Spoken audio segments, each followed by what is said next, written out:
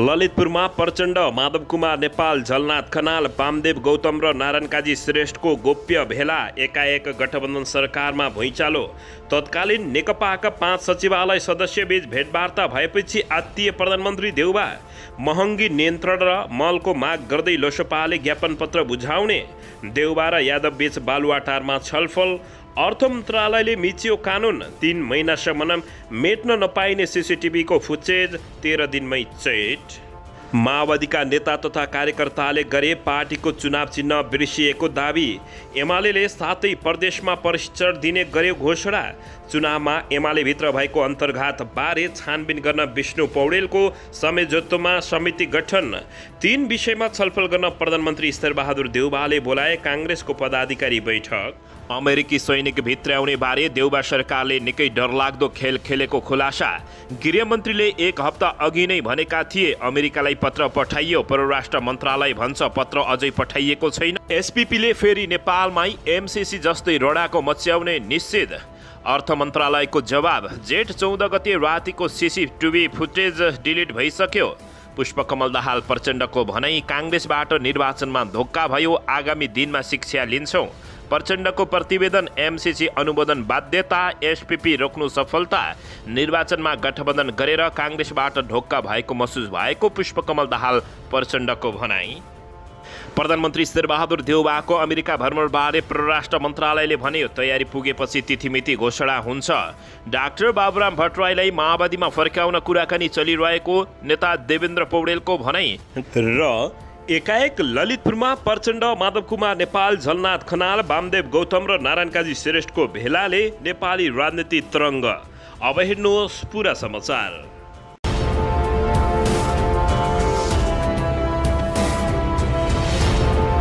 दर्शकबिन नमस्कार। तपाईहरू यति बेला युआर नेपाली युट्युब च्यानल हेर्दै हुनुहुन्छ। दर्शकबिन यदि हाम्रो च्यानल युआर नेपालीसँग अझै पनि सब्सक्राइब गरेर जोडिनु भएको छैन भने सब्सक्राइब गरी जोडिनुहोला।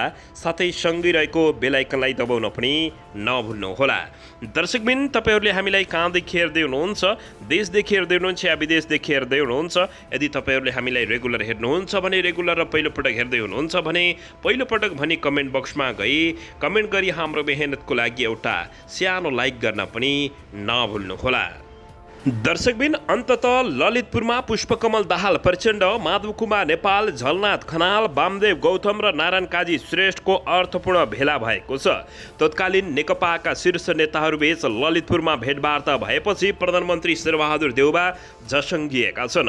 हालको नेकपा माओवादी केन्द्रका अध्यक्ष पुष्पकमल दाहाल प्रचण्ड, नेकपा एकीकृत माओवादीका अध्यक्ष माधव कुमार नेपाल, सम्मानित नेता झलनाथ खनाल, नेकपा एकता राष्ट्रिय अभियानका संयोजक वामदेव गौतम र माओवादी केन्द्रका नेता नारायण काजी श्रेष्ठबीच ललितपुर स्थित एक नेताको घरमा भेटवार्ता भएको छ।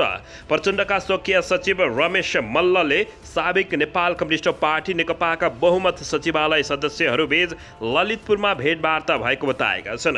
भेटका क्रममा वर्तमान राष्ट्रिय राजनीतिक राष्ट्रिय स्वाधीनताको स्थिति, स्थानीय निर्वाचन, वाम तथा समाजवादी आन्दोलन, नेपाली काङ्ग्रेससँगको गठबन्धन आदि विषयमा छलफल भएको थियो। नेतृत्व तहको यो छलफललाई निरन्तरता दिने समझदारी भनेको मल्लले जानकारी दिएपछि प्रधानमन्त्री शेरबहादुर देउबा आत्तिएको बुझिएको छ। अन्ततः दर्शक महानुभावहरू गठबन्धन फुट्न अर्थात् वाम एकताको लागि नेताहरू निकै नै लचिलो बनेको समेत यति बेला बुझिएको जानकारी प्राप्त भएको छ। दर्शकबिन यसैबीच यता भने चुनावमा एमाले भित्र भएको अन्तर्घात बारे छानबिन गर्न विष्णु पौडेलको संयोजकत्वमा समिति गठन भएको छ। नेकपा एमालेको सचिवालय बैठकले स्थानीय तहको चुनावमा अपेक्षित नतिजा नआएको निष्कर्ष निकालेको छ। पार्टी केन्द्रीय कार्यालय ललितपुरको च्यासलमा आइतबार बसेको सचिवालय बैठकले चुनावी समीक्षा गरेको एमालेका उपमहासचिव पृथ्वी सुभाष गुरुङले जानकारी दिएका छन्। चौतर्फी घेराबन्दीका बीचमा नेकपा एमाले पहिलो शक्तिका रूपमा स्थापित भएको निष्कर्ष बैठकले निकालेको गुरुङले बताएका छन्। बैठकले पार्टीभित्रैबाट भएका अन्तर्घात अराजकताका घटनाहरूको छानबिन तथा कारबाहीका लागि उपाध्यक्ष विष्णु पौडेलको संयोजकत्वमा 3 सदस्यीय समिति गठन गरिएको गुरुङले जानकारी दिए। दिएका छन्। एमालेको सचिवालय बैठकले असार मसान्तभित्र सबै तहका निर्वाचन समीक्षा गरिसक्नु निर्णय गरेको छ। निर्वाचनका क्रममा भएका अनुशासनहीनता र अराजकताका विषयमा परेका उजुरीहरूको छानबिन र कारबाहीका लागि उपाध्यक्ष पौडेलको नेतृत्वमा 3 सदस्यीय समिति बनाइएको गुरुङले जानकारी दिएका छन्। दर्शकबिन यसैबीच यता 3 विषयमा छलफल गर्न प्रधानमन्त्री शेरबहादुर देउवाले काङ्ग्रेसको पदाधिकारी बैठक बोलाएका छन्। नेपाली काङ्ग्रेसका सभापति समेत रहेका शेरबहादुर देउवाले पार्टी पदाधिकारीको बैठक बोलाएका हुन्। असार 21 गते मङ्गलबार दिउँसो 1 बजे पार्टी केन्द्रीय कार्यालय सानेपामा पदाधिकारी बैठक बस्ने मुख्य सचिव कृष्ण प्रसाद पौडेलले जानकारी दिएका छन्। पौडेलका अनुसार पदाधिकारी बैठकमा 3 विषयमा छलफल हुनेछ। समसामयिक राजनीतिक केही भातृ संस्थाका विधान टुङ्ग्याउने र केन्द्रीय समितिका लागि एजेन्डा तय गर्ने बारे पदाधिकारी बैठकमा छलफल गरिने उनले जानकारी दिएका छन्। काङ्ग्रेसले असार 27 गतेका लागि केन्द्रीय कार्य समिति बैठक बोलाएको छ। यो बैठकमा चुनावी समीक्षा हुनेछ। काङ्ग्रेसमा पदाधिकारी सङ्ख्या 14 छ, तर कोषाध्यक्ष मनोनित हुन बाँकी रहेको बताइएको छ। दर्शकबिन यसैबीच यता अर्थ मन्त्रालयले बजेट भाषण भएको अघिल्लो दिनको सीसीटीभी फुटेज मेटिएको बताएको छ। सूचनाको हक अन्तर्गत उपभोक्ता हित संरक्षण मञ्च नेपालका सचिव जयप्रसाद पौडेलले बजेट भाषण भएको अघिल्लो दिनको सीसीटीभी फुटेज पाऊँ भनी माग गरेको सूचनाको प्रत्युत्तरमा अर्थ मन्त्रालयले उक्त भिडियो मेटाइसकेको बताएको छ। मन्त्रालयले आइतबार दिएको जवाफमा भनिएको छ, मन्त्रालयमा जडान भएको सीसीटीभीको क्षमता र जडान भएको क्यामेराको आधारमा बढीमा 13 दिनसम्मको मात्र सीसीटीभी फुटेज अभिलेखमा रहने र त्यसपश्चात पहिलेको अभिलेख क्रमशः मेटिँदै जाने भनी लेखिआएको हुँदा सोही ब्यौरा सूचना तथा जानकारी गराइएको आदेशअनुसार अनुरोध गर्दछ भनेको छ। तर अर्थ मन्त्रालयको यो कार्य गैर कानुनी रहेको देखिएको छ। सरकारले 2072 सालमा लागू गरेको सीसीटीभी जडान तथा सञ्चालन सम्बन्धी कार्यविधि अनुसार मन्त्रालयको यो कार्य गैर कानुनी रहेको देखिएको छ। कार्यावधिमा कैद भएको सीसीटीभी फुटेज कम्तीमा पनि 3 महिनासम्म सुरक्षित राख्नुपर्ने उल्लेखित छ। तर अर्थ मन्त्रालयले भने 13 दिनमै सीसीटीभी फुटेज डिलिट हुने गरी व्यवस्थापन गरेको भेटिएपछि यति बेला चर्को आलोचना भएको छ। दर्शकबिन अन्ततः नेपालमा अमेरिकी सैनिक भित्राउने एसपीपी बारे सरकारले 2टा कुरा गरेपछि यति बेला सामाजिक सञ्जाल तथा नेपाली नागरिकहरू सरकार समक्ष निकै आक्रोशित बनेका छन्। गृह मन्त्रीले 1 हप्ता अगाडि नै भनेका थिए अमेरिकालाई पत्र पठाइयो। परराष्ट्र मन्त्रालयले भनेको छ पत्र पठाएकै छैन भनेपछि यति बेला निकै जनताहरू आक्रोशित भएका छन्।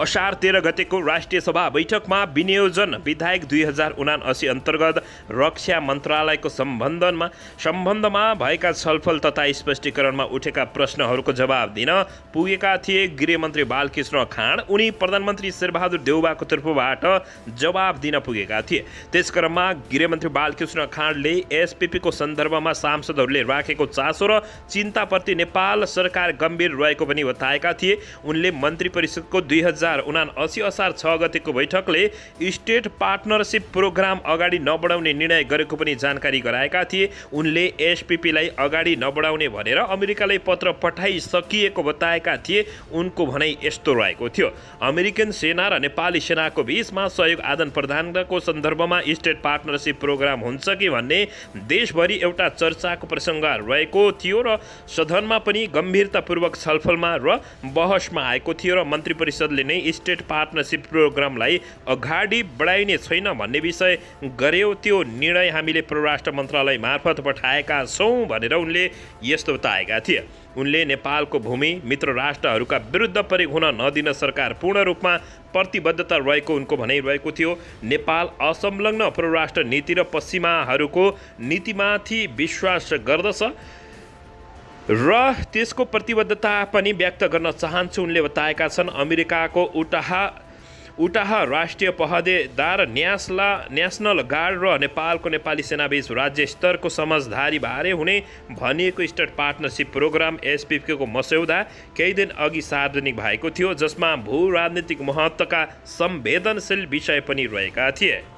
दर्शकबिन विवाद भएपछि असार 6 गते बसेको मन्त्रिपरिषद बैठकले निर्णय गरेको थियो संयुक्त राज्य अमेरिकाको स्ट्रेट पार्टनरसिप प्रोग्राम एसपीपी अगाडि नबढाउने। त्यस्तै सोही दिनको मन्त्रिपरिषद बैठकले सबै सरकारी निकायहरूले कूटनीतिक सम्बन्धका विषयमा पत्रचार गर्दा अनिवार्य रूपमा परराष्ट्र मन्त्रालय मार्फत गर्ने निर्णय पनि गरेको थियो। मन्त्रिपरिषदको सोही निर्णयको आधारमा अमेरिकालाई पत्र पठाइसकिएको गृहमन्त्री बालकृष्ण खाँडको भनाइरहेको थियो। तर आज आइतबार परराष्ट्र मन्त्रालयमा आयोजित पत्रकार सम्मेलनमा प्रवक्ता सेवा लम्सालले भने पत्र नपठाएको बताएपछि नेपाली जनताहरू निकै निराश र आक्रोशित बनेका हुन्। उपयुक्त तरिकाले अध्ययन गर्ने के कतिवटा पत्रचार भयो, पहिला के भएको थियो, नेपाल सरकार मन्त्रिपरिषदको निर्णयलाई कार्यान्वयन गर्नलाई हामीले त्यही अनुसारको तयारी गर्नुपर्ने हुनाले त्यो क्रममा छौँ लम्सालले भनिन्। त्यो उपयुक्त तरिकाले कूटनीतिक च्यानलबाट जान्छ भन्ने कुरा आश्वस्त गराए। गइसकेको अवस्था छैन, जान्छ, तपाईहरू ढुक्क हुनुहोस् भनेर उनले यस्तो बताएकी छिन्। तर सरकारको तर्फबाट भने पत्र पठाइसकिएको नेपाली जनताहरूलाई बताइएको हो। उनले नेपाल सरकारको निर्णय अनुसार म्यान्डेट प्राप्त भएको बताएकी छिन्। तर परराष्ट्र मन्त्रालयले काम गर्दा थोरै अध्ययन गरेर सबै कुरा अध्ययन गरेर मात्रै पत्रचार गर्नुपर्ने